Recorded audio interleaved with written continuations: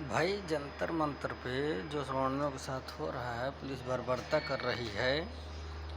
ये अमित शाह क्या नहीं जानता क्या? वो अंधा है क्या? हाँ, अंधा नहीं है, उसके भी बच्चे हैं, वो भी सांसद है, चुन के गया है।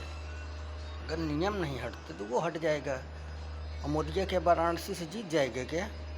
वाराणसी में उसको हराओ इस बार। अगर सवर्णों में इतनी हिम्मत है तो इस बार वाराणसी में हरा दो। उत्तर प्रदेश में बीजेपी की सरकार मत बनने दो। औकात मिला दो मोदिया और अमित शाह दोनों को। वैसे भी अमित शाह और मोदिया हरेंद्र पांड्या के कातिल हैं। ले लो सारे बदला और 27 से शुरुआत करो, 29 में गाड़ दो, उनकी कब्र खोद के रखो, उसी में बस दफना दो, बगैर कफन के दफन कर दो। और जब तक ऐसा नहीं करोगे तो ये बीजेपी वाले तुमको कहाँ चैन से बैठने देंगे। इनको वोट बैंक की राजनीति करना है। तुम सोच रहे हो शांतिपूर्ण तरीके से सब कुछ हो जाए, तुम्हारा सुन लिया जाए, तो ये असंभव है। शांतिपूर्ण तरीके से धरना प्रदर्शन करिए, पर एक बार बैठिए तो हटिए मत। और जो हट जाएंगे तो फिर नहीं सुना जाएगा। उनको पता है कि ये तुम आओगे चले जाओगे। और पुलिस वाले कहीं न कहीं उसमें हमारे समाज के भी लोग हैं और अन्य समाज के लोग हैं। वो लोग तो गुलाम हैं, वो भूल गए हैं। टैक्स देना बंद कर दो, उनकी तनख्वाह बंद हो जाएगी। क्या होगा? जेल होगी, फांसी होगी, मर जाएंगे। जिंदा रहेंगे तो लड़ेंगे, मर जाएंगे तो कोई बात नहीं। जो जिंदा रहेगा वो लड़ेगा। पर इनको इनकी औकात पिलाना ज़रूरी है।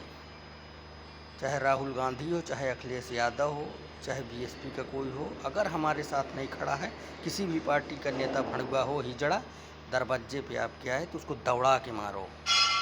मैं तो चेत लिया हूँ, मेरे अगर घर के सामने कोई वोट मांगने आया तो लाठी से मारूंगा, और नहीं मारा तो मानो कुछ नहीं किया। इसलिए हिजड़ा कोई भी नेता, किसी भी पार्टी का कार्यकर्ता जो सत्ता में रह चुकी है वो ना आए। इस बात का ध्यान रख ले। सभी से निवेदन है, अगर आया तो तय बीजेपी वाले मेरे कहने उनकी माँ चोद दूंगा, भोसड़ी वालों की। बीजेपी का अगर कोई भी आया कार्यकर्ता मेरे क्षेत्र, मेरे गांव में, मेरे घर में, खास करके गांव के अगर किसी दरवाजे पे आता, मुझसे मतलब नहीं, अगर मेरे दरवाजे पे चढ़ा दुआरे पे तो उसकी माँ का भौसड़ा दौड़ा के मारूंगा। सीधी सी बात है। संविधान जितना सबको अधिकार देता है उतना मुझे भी देता है। अगर कोई भी मेरे समाज को गाली देता है, मेरे समाज की बहन बेटियों को गाली देता है, तो ये बीजेपी के हिजड़े नेते साले भड़वे इनको सुनाई नहीं देता है।